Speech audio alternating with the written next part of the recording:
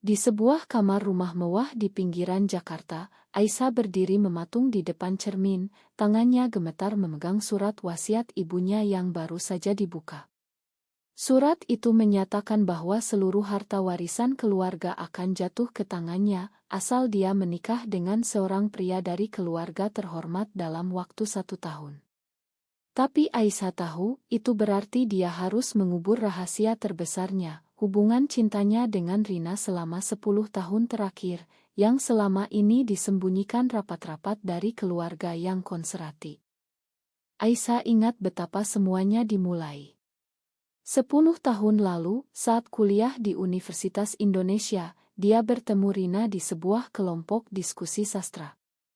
Rina, dengan senyumnya yang hangat dan mata yang penuh semangat, membuat Aisyah merasa hidup untuk pertama kalinya.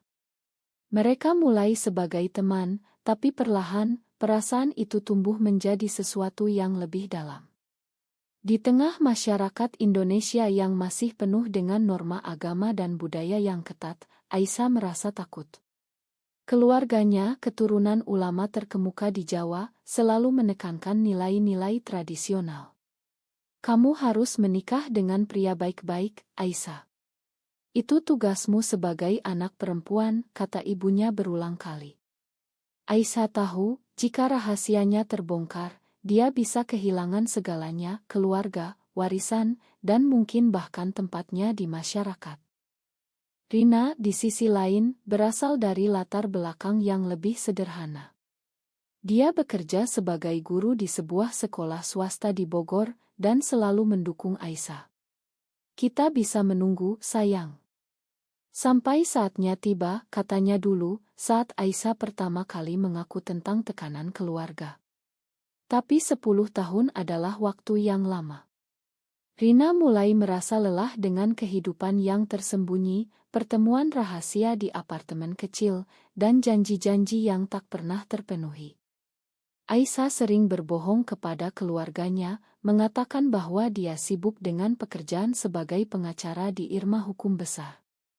Padahal, malam-malamnya dihabiskan bersama Rina, berbisik tentang mimpi mereka untuk hidup bebas. Kematian ibu Aisyah datang tiba-tiba karena serangan jantung. Di pemakaman, Aisyah berdiri di samping ayahnya yang sudah tua dan saudara-saudaranya yang sibuk membahas warisan. Tak ada yang tahu bahwa di balik wajah tenangnya, Aisyah sedang bergulat dengan badai batin. Surat wasiat itu seperti bom waktu. Jika dia menikah dengan pria, dia bisa mempertahankan rumah besar itu, perusahaan keluarga, dan status sosialnya. Tapi itu berarti mengkhianati Rina dan dirinya sendiri. Apa yang harus aku lakukan, gumam Aisyah sendirian di kamarnya malam itu. Rina menelepon, suaranya penuh kekhawatiran. Aisyah, kita perlu bicara. Sudah terlalu lama kita seperti ini.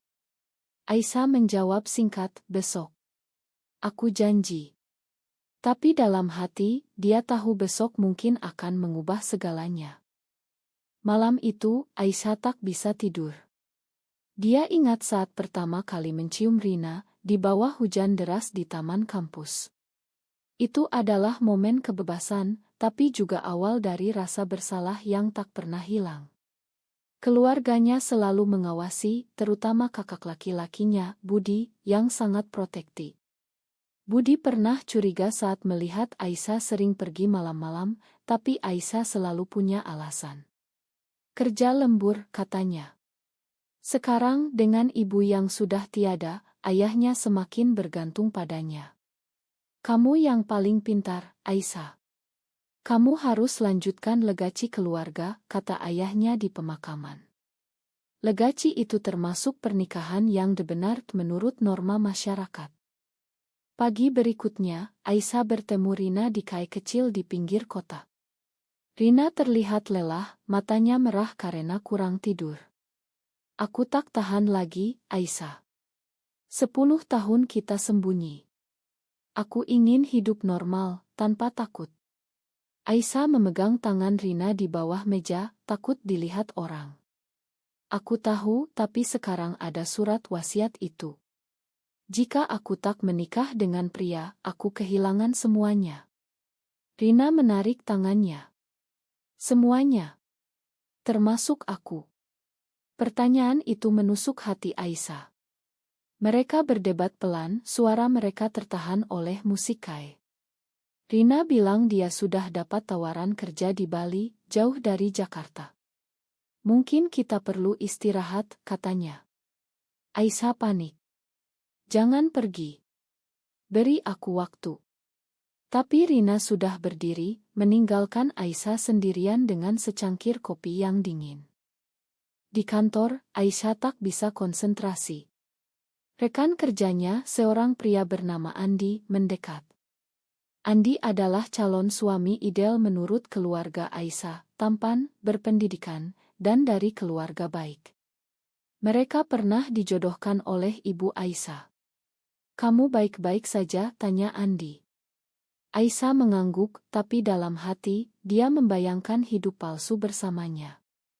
Itu akan mudah, pernikahan mewah, anak-anak, dan warisan aman. Tapi itu juga berarti mengorbankan cinta sejatinya. Pulang kerja, Aisyah mendapat pesan dari Budi, "Kita perlu rapat keluarga besok. Soal warisan." Aisyah tahu tekanan akan semakin besar. Malam itu, dia menangis sendirian, mempertanyakan pilihan hidupnya. Apakah dia salah mencintai Rina? Atau masyarakat yang salah karena tak menerima? Hari rapat keluarga tiba. Di ruang tamu rumah besar, ayah, Budi, dan adik perempuannya, Sari, duduk mengelilingi meja. Ayah membacakan surat wasiat dengan suara gemetar. "Ibumu ingin Aisyah yang mengurus semuanya, tapi dengan syarat." Budi memandang Aisyah tajam. "Kamu harus menikah, Aisyah. Andi orang yang tepat." Aisyah merasa sesak. "Kenapa harus begitu? Aku bisa urus sendiri." Sari, yang lebih muda dan liberal, diam saja, tapi matanya menunjukkan simpati. Setelah rapat, Sari mendekat. "Kak, aku tahu kamu punya rahasia. Aku pernah lihat kamu dengan seorang perempuan." Aisyah terkejut. "Jangan bilang siapa-siapa." Sari mengangguk. "Aku dukung kamu, tapi hati-hati." Itu adalah dukungan pertama yang Aisyah rasakan dari keluarga. Tapi apakah cukup? Sore itu, Aisyah menelepon Rina. "Aku butuh kamu." Rina ragu, tapi datang. Mereka bertemu di apartemen Rina. "Aku tak mau kehilanganmu," kata Aisyah. Rina memeluknya. "Tapi kamu harus pilih aku atau warisan." Aisyah tak bisa jawab. Malam itu mereka menghabiskan waktu bersama, tapi ada ketegangan yang tak terucap. Aisyah tahu keputusan harus diambil segera. Besok, Andi akan datang ke rumah untuk makan malam, diatur oleh Budi. Itu bisa menjadi awal dari akhir hubungannya dengan Rina.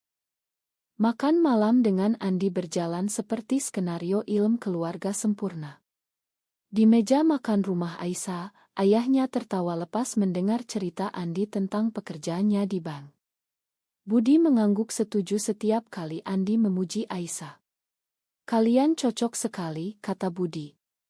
Aisyah tersenyum palsu, tapi pikirannya melayang ke Rina, yang sekarang mungkin sendirian di apartemennya.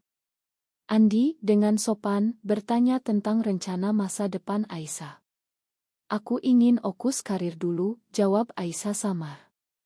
Tapi ayahnya menyela, "Waktunya menikah, nak. Ibumu pasti senang." Setelah makan, Andi berpamitan, tapi tak lupa bisik ke Aisyah, "Aku serius, Aisyah. Kita bisa bahagia." Aisyah mengangguk, tapi hatinya berontak. Malam itu, Aisyah tak bisa tidur lagi. Dia membuka album foto lama, melihat gambar dirinya dan Rina di Pantai Anyer, saat liburan rahasia 2 tahun lalu. Mereka bahagia, bebas dari mata orang. Tapi kenyataan selalu mengejar. Di Indonesia, pernikahan sesama jenis tak diakui, dan masyarakat sering memandang sebagai penyimpangan. Aisyah ingat berita tentang pasangan lesbian yang diusir dari kampungnya. Apa aku siap menghadapi itu, gumamnya. Pagi harinya, Rina menelepon. Aku dengar dari temanmu kamu makan malam dengan Andi. Nada Rina penuh cemburu. Aisyah menjelaskan itu urusan keluarga. Bukan pilihanku. Tapi Rina tak puas. Kapan kamu akan pilih aku, Aisyah? Aku sudah capek sembunyi. Percakapan berakhir dengan nada dingin. Di kantor, Aisyah bertemu klien yang cerita tentang perceraian karena tekanan keluarga. Itu seperti cermin bagi dirinya. Pulang, dia mampir ke masjid dekat rumah, berdoa untuk petunjuk. Sebagai Muslim, Aisyah selalu bergulat dengan imannya. Apakah cinta ini dosa? Tanyanya dalam hati. Malam itu, Sari datang ke kamarnya. Kak, aku tahu tentang Rina. Aku cari tahu sendiri. Aisyah marah. Kenapa kamu ikut campur? Sari menjawab, karena aku sayang kakak. Jangan korbanin kebahagiaanmu demi uang. Untuk pertama kalinya, Aisyah curhat. Aku takut kehilangan ayah dan budi. Sari memeluknya. Mereka keluarga. Mereka akan mengerti suatu saat. Tapi Aisyah ragu. Beberapa hari kemudian, Rina mengajak bertemu di taman kota. Aku putuskan pindah ke Bali, kata Rina. Aisyah terkejut. Jangan. Kita bisa atasi ini. Rina menangis. Aku sudah beri 10 tahun. Kamu selalu pilih keluarga. Mereka berdebat hebat, suara mereka naik. Orang-orang di taman melirik. Aisyah panik, takut dikenali. Turunkan suaramu, bisiknya. Rina marah. Lihat. Kamu masih takut. Rina pergi, meninggalkan Aisyah hancur. Malam itu, Aisyah minum anggur sendirian, sesuatu yang jarang dilakukannya. Pikirannya berputar, warisan cinta. Keesokan harinya, Budi memanggil Aisyah ke ruang kerja ayah. Ada rumor tentangmu, kata Budi. Aisyah deg-degan. Rumor apa? Budi menunjukkan foto dari ponsel. Aisyah dan Rina diambil seseorang. Siapa perempuan ini? Kenapa kalian begitu dekat? Aisyah berbohong. Teman biasa.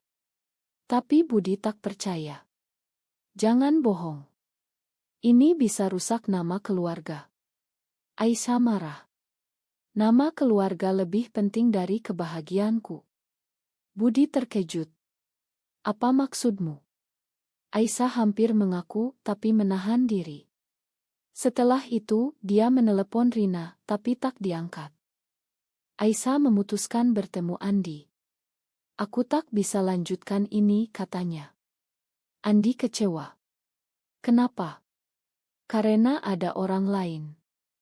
Aisyah diam, Andi menebak. Perempuan. Aisyah terkejut.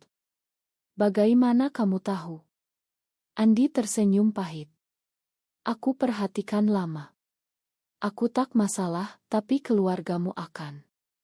Andi pergi, meninggalkan Aisyah lebih bingung. Malam itu, ayah sakit, masuk rumah sakit. Dokter bilang stres. Aisyah merasa bersalah. Ini karena aku, pikirnya. Di rumah sakit, ayah memegang tangannya. Janji kamu akan bahagia, nak. Aisyah menangis. Aku akan, ya. Tapi bahagia yang mana? Rina akhirnya angkat telepon. Aku kata Aisyah. Aku pilih kamu. Rina ragu. Benarkah? Aisyah janji. Tapi besok, Budi konfrontasi lagi. Aku tahu semuanya. Kamu lesbian. Aisyah mengaku. Ya. Budi marah. Ini memalukan. Kamu harus putus. Aisyah menolak. Ini hidupku. Pertengkaran hebat terjadi. Ayah mendengar dari kamar sakit, syok. Kondisinya memburuk. Aisyah hancur, merasa pilihan cintanya menyakiti keluarga. Ayah Aisyah keluar rumah sakit, tapi hubungan keluarga retak. Budi tak bicara dengannya, Sari jadi penengah. Beri waktu, Kak, kata Sari. Aisyah pindah sementara ke apartemen Rina. Akhirnya kita bersama, kata Rina. Tapi Aisyah masih gelisah. Warisan belum aman, dan syarat wasiat mendekat. Pengacara keluarga menelepon. Anda harus menikah dalam 6 bulan lagi, atau warisan dibagi rata. Aisyah tahu, jika dibagi, Budi akan ambil bagian besar, dan ayah mungkin kehilangan rumah. Di apartemen, Aisyah dan Rina mencoba hidup normal. Mereka masak bersama, nonton film. Tapi bayang-bayang masa lalu menghantui. Rina bilang kita bisa pindah ke luar negeri. Aisyah ragu. Aku tak bisa tinggalkan ayah. Konflik muncul lagi. Rina merasa Aisyah tak sepenuh hati. Kamu masih pilih mereka. Aisyah marah. Aku sudah korbanin banyak. Mereka tidur terpisah malam itu. Pagi harinya, Aisyah kembali ke rumah keluarga. Ayah terlihat lemah. Kenapa kamu seperti ini, nak? Tanya ayah. Aisyah jelaskan. Ini aku yang sebenarnya, ya. Ayah diam, tapi matanya penuh kecewaan. Budi mengadakan pertemuan keluarga besar. Paman dan bibi datang. Kita tak bisa terima ini, kata paman. Ini bertentangan dengan agama. Aisyah dikelilingi tuduhan. Kamu egois, kata Budi. Aisyah membela diri. Cinta tak salah. Debat panas terjadi. Sari dukung Aisyah. Aman sudah berubah. Tapi mayoritas menentang. Aisyah pergi, merasa terisolasi. Di luar, dia bertemu teman lama yang juga Kamu tak sendirian, kata teman itu. Itu beri kekuatan. Rina menelepon. Aku dengar pertemuan itu. Ma, aku tak ada.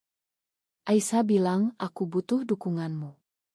Mereka bertemu, rekonsiliasi.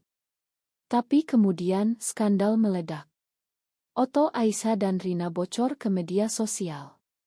Budi yang sebarkan. Aisyah tak tahu. Komentar negatif membanjiri, penyimpangan haram. Kantor Aisyah menelepon. Klien tak suka. Aisyah kehilangan kasus besar. Rina dipecat dari sekolah. Ini karena kita, kata Rina. Aisyah merasa bersalah. Aku yang sebabkan. Mereka pindah ke rumah kecil di pinggiran. Hidup susah, tapi dekat. Tapi tekanan sosial makin berat.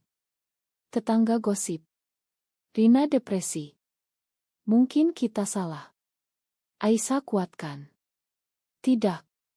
Kita benar. Ayah menelepon. Pulanglah, nak. Kita bicara. Aisyah ragu, tapi pergi. Ayah bilang, aku tak setuju, tapi aku sayang kamu. Itu langkah maju. Tapi Budi tak makan. Kamu rusak nama keluarga. Aisyah pilih pergi lagi. Waktu wasiat mendekat. Aisyah harus putuskan, nikah palsu atau hilang warisan. Rina bilang, jangan nikah. Kita mulai dari nol. Aisyah setuju. Tapi kemudian, ayah sakit lagi. Ini karena stres, kata dokter. Aisyah hancur. Pilihan aku bunuh ayah. Rina peluk. Bukan salahmu. Tapi Aisyah ragu. Malam itu, dia hubungi Andi. Bantu aku. Nikah kontrak. Andi setuju, tapi dengan syarat. Setelah itu, cerai. Rina tahu, marah besar. Kamu khianati aku. Rina pergi. Aisyah sendirian lagi. Pernikahan dengan Andi direncanakan. Keluarga senang. Ayah sembuh. Tapi Aisyah depresi. Ini salah, pikirnya. Hari sebelum nikah, Rina kembali. Jangan lakukan. Aisyah menangis. Demi ayah. Rina bilang demi dirimu sendiri. Mereka berdebat. Aisyah putuskan batalkan. Aku pilih kamu. Tapi terlambat. Ayah tahu, syok lagi. Pembatalan pernikahan jadi skandal baru. Keluarga marah. Budi usir Aisyah. Kamu bukan keluarga lagi. Ayah diam, tapi sakit hati. Aisyah pindah ke Bali dengan Rina. Di sana mereka mulai hidup baru. Rina dapat kerja baru, Aisyah buka praktek hukum kecil. Akhirnya bebas, kata Rina. Tapi Aisyah kangen keluarga. Surat dari Sari, ayah rindu kamu. Aisyah menangis. Apa aku salah? Rina jawab, tidak. Kamu berani. Hidup di Bali lebih liberal, tapi tantangan ada. Masyarakat lokal curiga. Rina gabung komunitas LGB. Kita punya dukungan. Aisyah ikut, tapi hati-hati. Suatu hari, berita, ayah sakit parah. Aisyah pulang ke Jakarta. Di rumah sakit, ayah bilang, maafkan aku, nak. Aku salah. Aisyah peluk. Aku juga ma. Budi masih marah, tapi diam ayah pulih pelan. Aisyah bicara dengan Budi. Aku tetap adikmu. Budi lunak. Mungkin aku salah. Kembali ke Bali, Aisyah cerita ke Rina. Mereka mulai terima. Rina senang. Tapi kemudian, warisan hilang. Dibagi rata. Aisyah dapat sedikit. Tak apa, katanya. Mereka bangun hidup bersama. Tapi konflik muncul. Rina ingin anak. Adopsi. Aisyah ragu. Masyarakat tak inginkan. Debat lagi. Rina bilang kita harus lawan. Aisyah setuju. Mereka mulai proses, tapi sulit. Birokrasi tolak. Ini diskriminasi, kata Aisyah. Suatu hari, demo di Jakarta. Aisyah ikut. Di sana, dia lihat Sari. Aku dukung kakak. Mereka peluk. Media liput. Budi lihat, marah lagi. Kamu buat malu. Tapi ayah telepon. Aku bangga kamu berani. Itu ubah segalanya. Aisyah kembali ke Jakarta, rekonsiliasi keluarga. Budi minta maaf. Aku takut kehilangan legacy. Aisyah jawab, legacy adalah cinta. Dengan dukungan keluarga, Aisyah dan Rina kembali ke Jakarta. Mereka hidup terbuka. Teman-teman dukung. Tapi masyarakat masih julid. Komentar online negatif. Rina depresi lagi. Mungkin kita tak cocok. Aisyah kuatkan. Kita sudah lewati banyak. Mereka terapi pasangan. Komunikasi kunci, kata terapis. Mereka belajar. Waktu berlalu. Aisyah sukses lagi dihukum, khusus kasus LGB. Rina buka sekolah inklusi. Keluarga terima Rina. Ayah bilang selamat datang. Pesta kecil dirayakan. Tapi kemudian pengkhianatan. Andi bocorkan rahasia lama. Dia pernah mau nikah palsu. Rina tahu, marah. Kamu bohong. Aisyah jelaskan. Itu dulu. Tapi Rina pergi lagi. Aisyah hancur. Aku kehilangan semuanya. Pencarian Rina. Aisyah ke Bali. Temukan Rina di pantai. Maafkan aku. Rina bilang aku juga salah. Kita sama-sama takut. Mereka rekonsiliasi. Kembali bersama, lebih kuat. Keluarga dukung. Hidup Aisyah dan Rina stabil. Mereka adopsi anak, meski sulit. Masyarakat pelan-pelan terima. Aisyah jadi aktivis. Pidato di seminar, cinta tak kenal gender. Aplaus. Tapi ancaman datang.